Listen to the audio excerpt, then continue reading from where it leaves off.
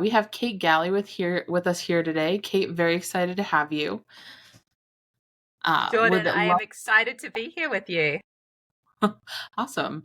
Would love to just sort of hear your story. Tell us who Kate is, where you've come from, where you've been. There's a big one. Where do I even start? I am based in Australia. I'm in the future, a day ahead of you. And I am a health coach, personal trainer, author, and fellow podcaster, actually. I was that typical little girl who grew up loving animals and eating animals. I know something that we might come to in the conversation today is how love is easier than hate and why I stopped being an angry vegan. And so that is a big part of my story, this passionate, compassionate little girl, as so many of us were, that loved animals, that didn't eat them. I became a debilitatingly shy teenager, I would say. And the reason I first got into the gym and into fitness specifically was to transform both my own body, but also my confidence. And that is one of the things I love most about the component of my career now, that is still as a personal trainer, is helping other people in the gym transform both their body and their confidence. So that's a huge part of what I do. I also spend a lot of time with the online side of the business as well. But I guess there's a very brief overview of who I am. Love it. There's a lot of things that I want to touch on there. I think the first thing that you said that was really interesting was going from being an angry vegan. So I'd love to hear about your journey and where you are now, what you've learned. Yeah, absolutely. So when I became vegan about 9 years ago, that was after being vegetarian for 23 years. So to backtrack, I became vegetarian as a 16-year-old for the animals. I lived that lifestyle for over 2 decades, 10 years of which I was a personal trainer, very much aligned with a high protein, low carbohydrate, vegetarian life, way of eating and sculpting the body that I was confident in. And, so I'd been vegetarian about 23 years, and I watched the documentary Cowspiracy. And I realized if I was vegetarian for the animals, I actually needed to be vegan for the animals. And that's where the anger came, because I felt like I had been lied to. I felt like I'd been making compassionate choices, and actually I hadn't. I was still contributing unknowingly to suffering and death, as so many people have been. And so I became vegan basically overnight. I was an animal rights activist. I spent a lot of time with animal rights activists, sharing the horrific videos and feeling anger. I'll admit it. Anger, maybe even hate, definitely a lot of frustration and sadness towards the non-vegans in my life who weren't making the choices that I was making. And again, lots of learnings here. It's not the mindset that I'm in now. However, as I said, maybe about 5 years ago, my dear mum rang me at Christmas time, and she said, Katie, I am really worried about what to do at Christmas. You're this vegan animal rights activist. Your father's the anti-vegan. Christmas is all about the delicious food. I don't know what to do. As a bit of a reference, mum is absolutely like an amazing cook, shows love with food as so many people do. And the family food at Christmas is a really big time, right? So I was like, amazing. Mum, she said, I don't know what to do unless you mastermind a vegan feast and sell the family on it. Amazing. Well up for masterminding the vegan feast, right? Not so up for selling the family on it. However, fast forward, we had the family Christmas. I cooked about 6 new dishes. They were delicious. Everyone was really grateful. The day before I was leaving the state that my family live in to fly back home to Sydney, where I lived back then, my mum said, Katie, will you watch What the Health with me? Now, Jordan, a bit of backstory here. I had been emotionally blackmailing my parents to watch What the Health for years without success, right? Because emotional blackmailing is not very effective, as I've now learnt. After the Christmas, mum wanted to watch it with me. she was super impacted by it, especially as a nurse for over 3 decades. She really connected with our broken sick care system as opposed to a more preventative healthcare system. She said, I'm going to try this plant-based thing for 2 years, for 2 weeks. It turned out to be more than 2 years. Mum became plant-based. She almost became vegan. We strengthened our relationship immeasurably. It was super impactful for both of us. And here's where the stopping being an angry vegan component comes in. And it's really brutal, but almost 3 years ago, I'd had a fabulous Sunday, a very normal Sunday. I'd spoken to my dear mum in the morning at about 7 a.m., like I always did every single Sunday morning. And I got the phone call from my father that I always expected to be getting from my mother. I always thought I'd get that phone call from mum that said, Katie, it's your dad. But I got the phone call that said, Kate, it's your mother. And mum was in intensive care and there wasn't much hope. In fact, there was no hope. And my mum had died. I'd spoken to her that morning.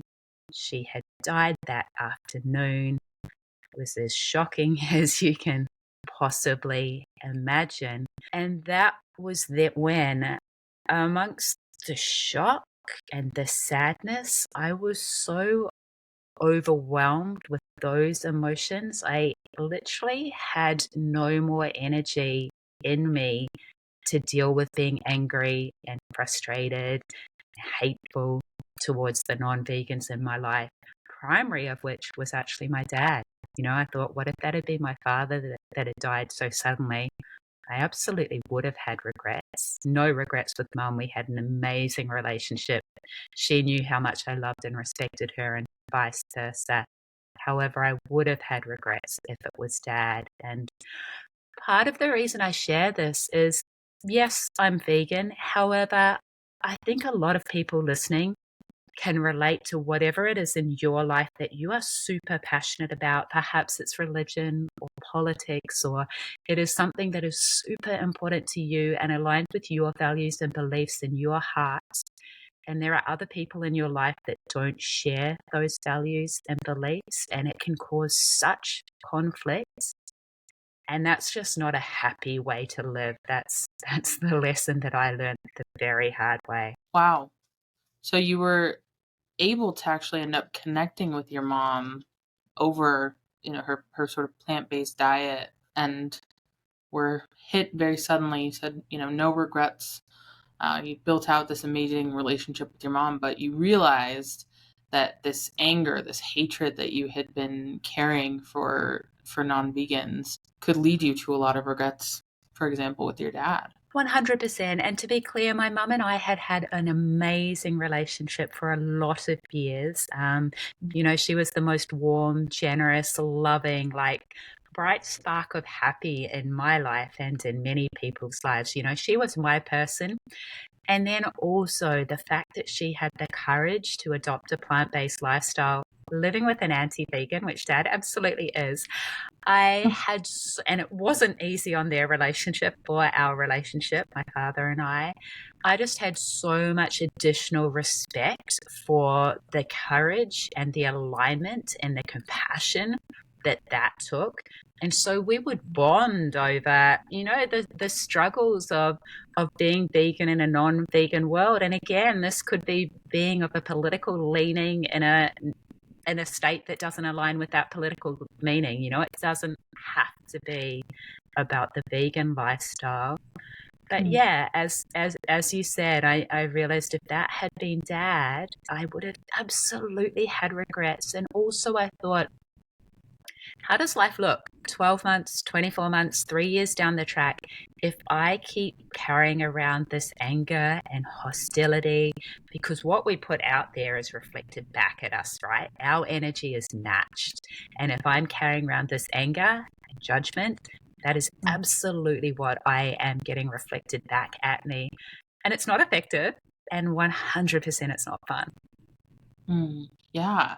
And So how did your relationship with your dad change going forward at that point? Slowly. Initially, I guess we bonded to a small degree over the worst thing in the world happening to both of us. Mum was my person, mum was his person. So we bonded a little bit over that. However, equally, I probably held it in my heart a little bit that I was left with this is awful. I was left with the person that wasn't as compassionate or generous. And I think he knew that as well. Mum did so much for so many people and she went so suddenly. And maybe we were both a bit bitter over that. However, about a year after mum died, I said to dad, let's go back to New Zealand where we all spent 20 odd years in New Zealand and visit all the family friends that weren't able to get over for the life celebration when mum died, because this all happened back in COVID. To add another level of surreal horror to it, it happened in COVID. The state that I was in, New South Wales, was due to come out of lockdown the day after mum died. So she died on a Sunday. We were about to come out of 12 weeks lockdown on the Monday. So you can imagine how happy everyone was to be getting back to life. And I just lost the most important person in my life. And the state that mum was in, Queensland, had shut its borders to New South Wales. So obviously I had to get the compassionate leave to be able to enter the state, to be able to enter the hospital. They kept her alive on life support so that I could say goodbye. She was gone, but so that she could donate organs and I could say goodbye. So the COVID, scenario, it meant hotel quarantine on my own for a night. It meant being met by police officers to walk me to my hotel room and touch the lift button in case I touched it as a dirty Sydney sider. Like, it was just a whole nother level of absolute horror, to the point where dad and I were not meant to be able to be in the same room as mum, saying our goodbyes at the same time. We weren't meant to touch. But the beautiful, dear nurses in ICU, one of them left us at one point in time so that we could actually hug. Like, they broke the rules. We were all in our PEC or whatever it is, that full, like, hectic, kit out that you have to be covered in. So, there are compassionate people, obviously, in the worst of times. It did mean that all of the people that might have come to mum's life celebration, when we could eventually have it months later, Australia still had its borders closed to New Zealand, so they couldn't come. So to get to your question of the relationship with dad, I suggested that we go back to New Zealand together and we see those people that we were so close to with mum.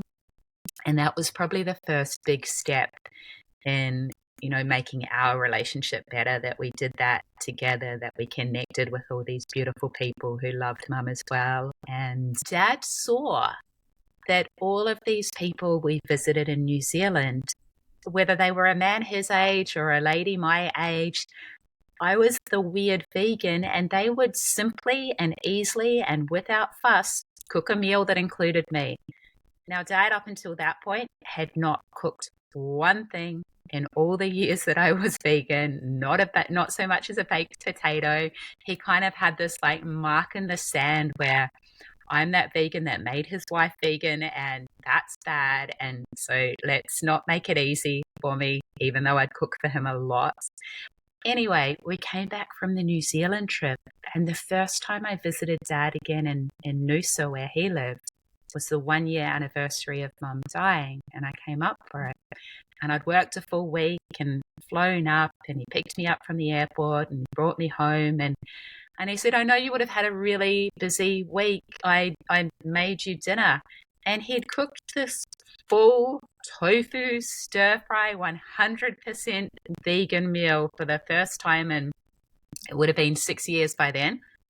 And that was a big step too, because again, people match your energy, and he did that for me, and it made me really want to try so much harder with him because he had made this big step. It really was a big step. Wow. That's an incredible story, just to the personal journey that you went through and the journey that you went through with your dad, and to to be able to come to a point where you guys don't necessarily agree, and that's okay. You may probably won't ever agree on it, but you can agree that it doesn't make you both bad people, and really have come around on it. That's pretty amazing. 100%. I mean, one of the lessons that and I do have to remind myself like pretty much every day. Well, there's a couple. Number one, this is a really amazing opportunity to every single day try and be more like my mum, to lead with love, compassion, and deliciousness. Delicious food is the way to most people's heart, and vegan food can be delicious. And so that's my main strategy, to try and be more and more like her, to honor her. And equally, the other thing I always remind myself is to focus on what you have in common with the people you love. I used to look at his plate and count the number of dead animals on that plate, because often there would be many. And now it's like, no, focus on how much he loves his cat, like you love your cat. And like, find the things to focus on that bring you closer rather than that build that distance. That is so powerful. As human beings, it's very easy, like you said, to focus on the differences, to focus on the things that make you feel, self-righteous or better than. And I think it's just an inherent thing that as humans, we just tend to do. But when you really step back and think about what really matters, you can find things in common with anyone, even the person that you most disagree with in the world. And it just takes that commitment to saying, I'm going to find this and I'm going to focus on this rather than focusing on the negative part. 100%. And I think it takes an awareness. I used to analyze how I would feel after a bad interaction. Like, you never guilt or judge someone into making a change. It's never worked for me. It doesn't work for anyone else either. And I would have these conversations where I would win with all the facts. I would win that battle. And it just still wouldn't go well. And I would feel rubbish afterwards, and he would too. And I kind of had to have a talk, I guess, a talking to myself, like, how important is this relationship? Do you want to maintain it? And is your current strategy working, winning with all the facts? No, it's not. And how have you implemented what you've learned from that into your coaching and working with clients? As I've hinted at, it relates to so many things in relation to what you are most passionate about. When I'm working with clients, whatever they're looking to achieve, like maybe it's a health and fitness goal, maybe it's body composition wise and they're looking to implement some healthy habits, or maybe it's adopting a plant-based lifestyle and they're doing it, for the planet or for their health, for whatever reason. My first port of call is always to get really clear on your why and the compelling reasons behind that why. So I would say stack your why, what you're looking to achieve and why you're looking to achieve it, with huge emotional intensity. So that is something that I always do. But then beyond that, with my clients, and absolutely I've done this with myself as well, I look to align that why with your most important values and beliefs. So for integrity is one of my top values, and I'm vegan for the animals, and it's all about compassion. And yet I'm not showing compassion to my fellow humans, especially the ones I love most. There's not much integrity in that, right? There isn't. So part of what I look to do with my clients is help them make the connection between, yes, this is what I'm looking to achieve and why. These are my most important values and beliefs. And here is the connection that sees the two of those things as being aligned rather than as being in conflict. So, for example, if I had a client whose number one value was family, love, connection, family, something like that, and they wanted to get in shape, and they saw getting to the gym early each morning as taking away from waking up with their kids or waking up with their partner, they saw that action that they need to take to get the result they want as in conflict with a very important value, or even an identity belief that, hey, I'm an amazing mum, I'm an amazing dad, I put my children first. If that's in conflict, it's always going to be a struggle street to take those actions consistently and to get the results. We don't need to change the values, the beliefs, the goal. We just need to reframe the way we think of them. So, for example, perhaps that mother, if we're talking about a mum, perhaps she might see that getting to the gym and being fit and strong, healthy is an amazing way to stick around long term for her kids, to model a healthy lifestyle for her kids. That's going to make it a whole lot easier for her to bounce out of bed and get to the gym early each morning. That's a great point. And I would imagine that you're dealing with, I mean, hundreds of different combinations of values and goals that people are thinking about and that are important to them. Yeah, 100%. Like, it's not up to me to say, hey, how about if you reframed it this way? It's about me. It's more about having the conversation with them, I guess, prompting them to come up with what most resonates with them. And again, there's no right or wrong so far as your values, your beliefs, your goals. However, there is effective so far as the way that you frame them to, or reframe them if you need to, so that it makes it easier for you to take the most effective action, take the right action, if you call it that, and have the more supportive thought processes as well. Yeah. Yeah. So I'm curious to hear, how has your coaching philosophy, coaching process changed and developed over time? I guess when I was young, like, I've been a personal trainer almost 2 decades now, right? So I've got a lot of experience. It used to be, I guess, more about, not about me. I was always, from the very get-go, I decided on the trainer I wanted to be. Personal training is very visible. I wanted to be the most focused and most positive trainer in the gym. And that's still super important to me. What I needed to learn, though, is that my goals aren't my clients' goals. In fact, most of my clients, they don't want what I've got so far as my health and fitness. They don't want to make what they would judge as the sacrifices. I don't at all. But I need to focus on their goals and, help them get that absolute clarity on their goals and the why behind their goals.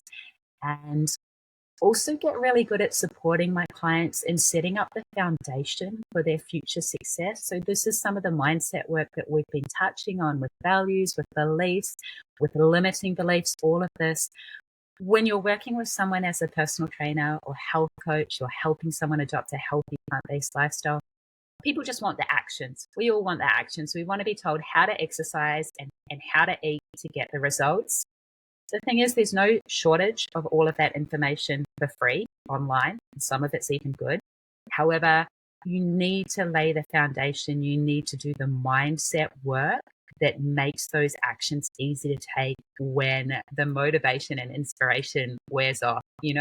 When it's been more than just the first couple of weeks, when perhaps your family or partner isn't supportive, when it's winter, when you're away on holiday, you need that framework or foundation.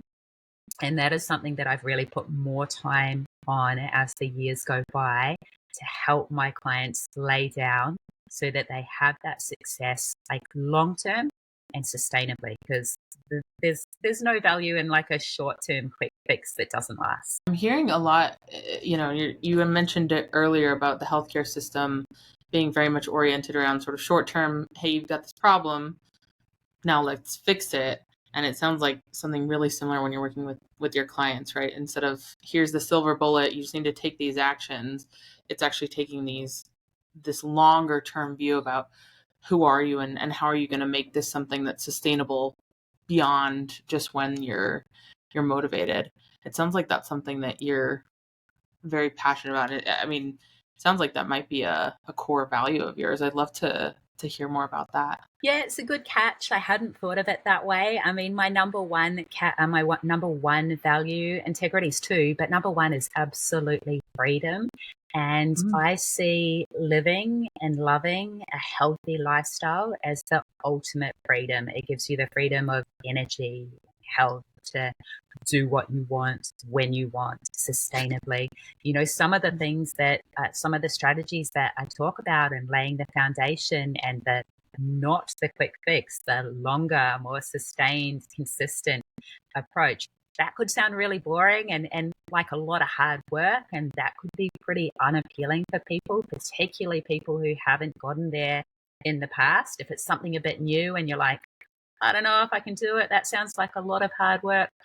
I would kind of say the most hard work is the stop, start, inconsistent program hopping approach where you try the latest new thing, you work really hard, your food is a bit restrictive and your exercise is a bit punishing, and you don't get the results that you want. So you stop, and then you have to start that hard bit all over again with the next silver bullet that you want to jump on, right?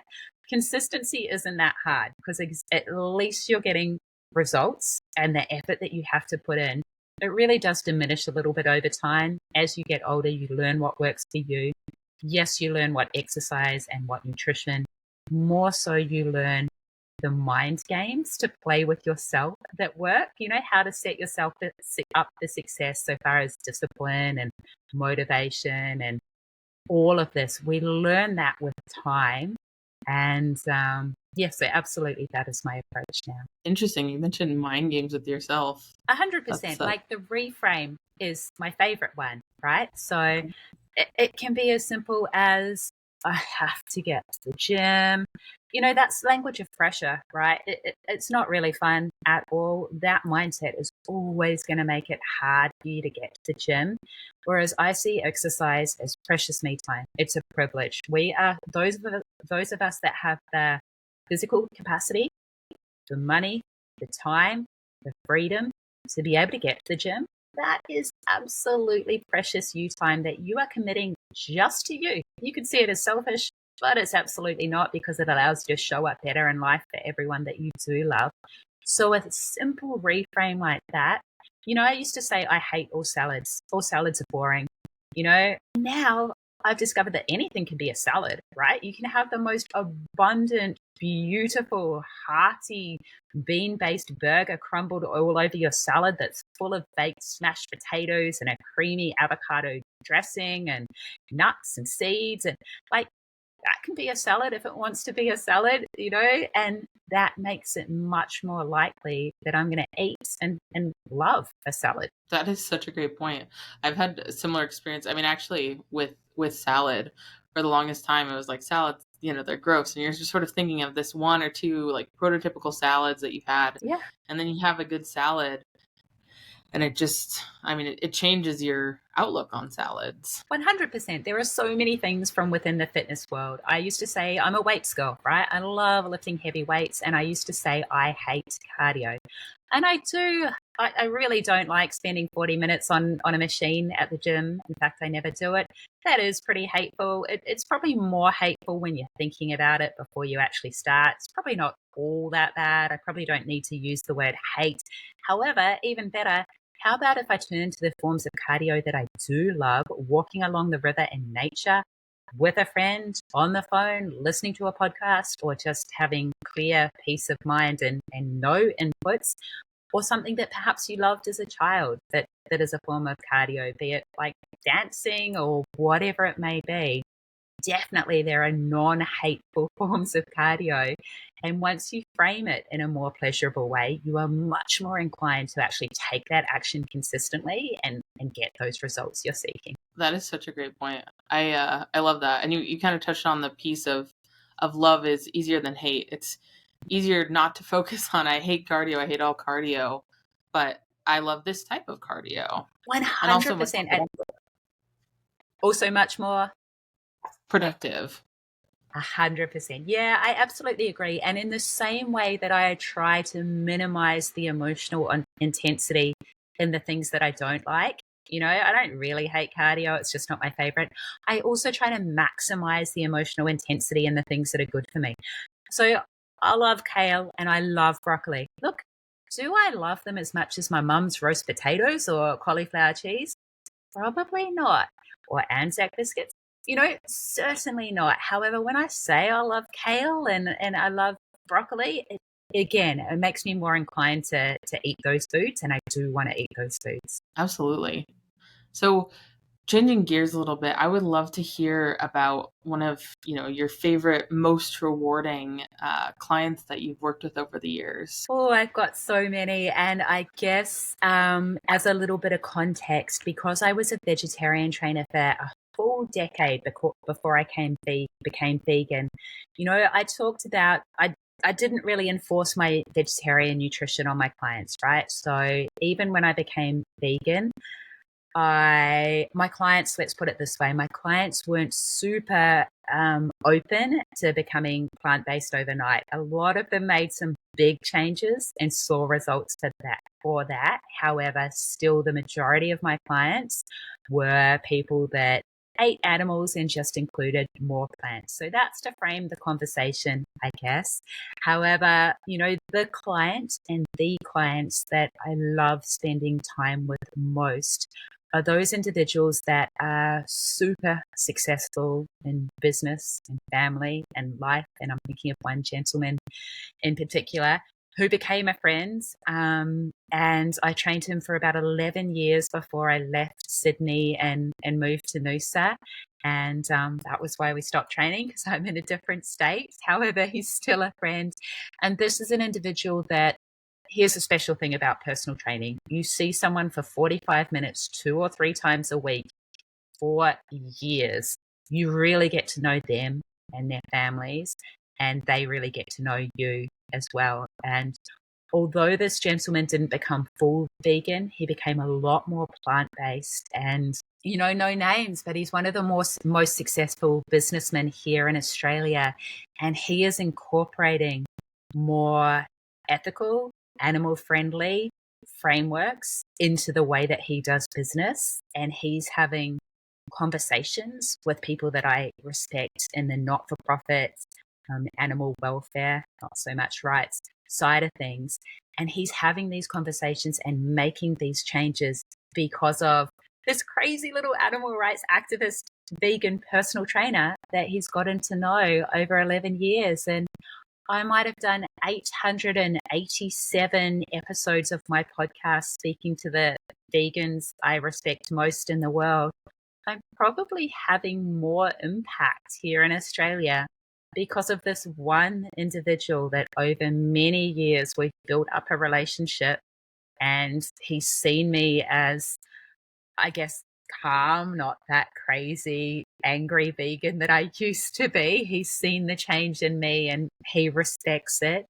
And yeah, that is certainly my favorite client, even though I don't have the privilege of training him anymore. Yeah, that really, I think, goes along with what you were talking about earlier about, could you have made a real impact on this person's beliefs if you had taken the angry route, right? The you're wrong, I've got to sort of prove you wrong, and we're not going to be able to get along, versus taking the sort of compassionate understanding, here's the values that we do share and here's where we can connect out. And Jordan, I learned this the hard way as well. Sometimes I can be a slow learner, and Mum used to say, Katie, you make it hard on yourself, because sometimes I would say things in our personal training conversations about how animals are treated within animal agriculture. And I would see his face fall, and I would have just used the wrong word. I would have used the word that brings up connotations for him that he just wasn't ready for. I would have used a word that would be fine with my animal rights activist friends, but I would get the immediate feedback, hey, this is not the word to use with this person. It's just going to make him shut down. Like, it is too much. He's not there yet. Maybe he'll get there, but Kate, just choose your words better, and take feedback on how you're being received. And my clients have been an amazing opportunity to do that, right? Like, I know when I get it right, and I know when I've pushed a bit too hard, or just jumped over that fine line a little bit. Yeah, absolutely. I love that you are so reflective every single time you have a conversation, it sounds like, with a client, about how what you're saying is being received. Am I being effective here? Or, is my message being received, or am I just sending the message and putting the responsibility on the client to either accept it or not? That is everything. My goal and my vision for the world, like, is huge. Absolutely huge. I want to live in a happy, healthy, kind, compassionate vegan world. That is my goal, right? And most people would say it's delusional. I have to keep bringing myself back to what is effective. And Mm, that is the word I always use in conversations with other vegan business owners, in terms of the language that we use, the audience, the demographics that we're trying to appeal to. There's really no point preaching to the choir. And again, this probably relates to whatever you care most about. It doesn't have to be about veganism or animal rights activism. Think of what you are really looking to achieve and have an honest reflection, an honest conversation with yourself. Are you just putting out the messaging that gets the people who are already on your same page to go, yeah, go you, you're amazing? Because mm. that feels good short term, but you're not really making any progress if that's all you're doing. And so I have to remind myself, however, that generally is the approach that I look to take. I love that. So what if you could share like one or two things that you wish that people who don't necessarily have the vegan perspective that you wish that we knew. I'm not a vegan. I'm curious, like what would you share? So many things. I would like you to imagine the world where if children, when they were first born, if they were, and kids are naturally compassionate, right? The cliche is you give them an apple, you give them a bunny, they're going to bite into the apple, not the bunny. My cat is definitely going to bite into the bunny, not the apple, right? Children, we are naturally compassionate. We naturally care. And what would our world look like if from that very young age we were taught that all species were equal, that they were all worthy of respect and compassion? What if we were taught that animals are here with us, not for us, not that some animals are here as products to be used for profit, that there's really no difference between the cat or the dog that you share your home with and the pig or the chicken that most people eat. There's no difference in the way that those individuals see their life and feel pain or joy and feel fear and terror or love. They all have the same capacity that those individuals we happen to share our homes with have. If a child was brought up in that world, I can't imagine that other prejudices that we're struggling with still happening, be it sexism or racism or all the conflicts in the world that we have. If we were taught from the youngest age that every animal is worthy of respect, I hope, and again, I'm delusionally optimistic, I hope that we would share that same level of love and compassion and respect to all the other humans that we share this world with as well. That's such a great point. It's absolutely, I mean, how you look at one set of living creatures absolutely influences how you're going to look at another. I don't know. 100%. And again, I choose to believe that the vast majority of us are compassionate. Again, I go back to focusing on what you have in common. And I look at my dad and the love he showers upon his cats.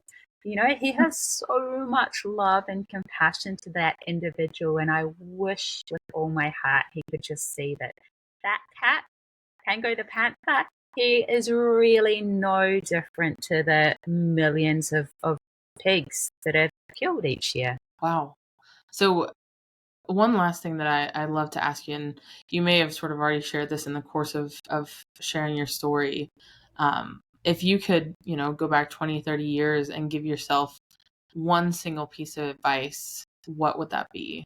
The advice I usually come back to is to back yourself 100%. I shared early days that I was debilitatingly shy as a teenager, both about my body, but about absolutely everything. I remember going on car trips with my father, and he would play cassettes, because it was that long ago, by Brian Tracy of how to be more confident, because I really was debilitatingly shy. The gym helped that. Learning, just, I guess, evolving helped that. But the lesson I would share to myself and to anyone else who's not there yet listening is to back yourself 100%. The past few years have taught us that you can't have certainty in circumstances or other people most of the time. You don't know what's coming up today, tomorrow, next year. You can build a certainty of self. You can build the knowledge that you are someone that you can rely on, that you are someone that comes through for you. Part of that is living a life aligned where your actions are aligned with your values. So, yeah, Mm, that is my advice. Back yourself 100%. yeah. I love the integrity point that you're coming back around to.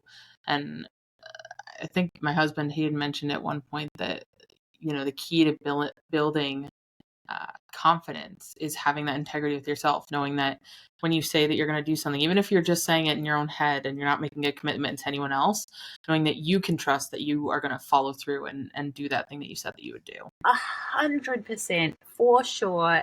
Like anything that follows I am, that's an identity belief. It is hugely powerful. So if you believe I am a person that will do whatever it takes to insert whatever your most important goal here is, that is a really powerful belief to have. And if you're struggling a little bit each day, I just ask myself, what do I need to do today to go to bed proud? I want to make me proud. I don't care so much about everyone else. I know my mum was proud. She was the most important one. But what do I want to do to make me proud is also a really powerful question to ask. That's incredible. I think that is a great place for us to end today. I wanted to thank you, Kate, for your time and for coming on here. This has been a fascinating conversation. I've definitely learned a lot and very excited for our audience to be able to learn from some of the things that you shared as well. Jordan, thank you so much. I had a lot of fun and I appreciate your time and your questions. So thank you.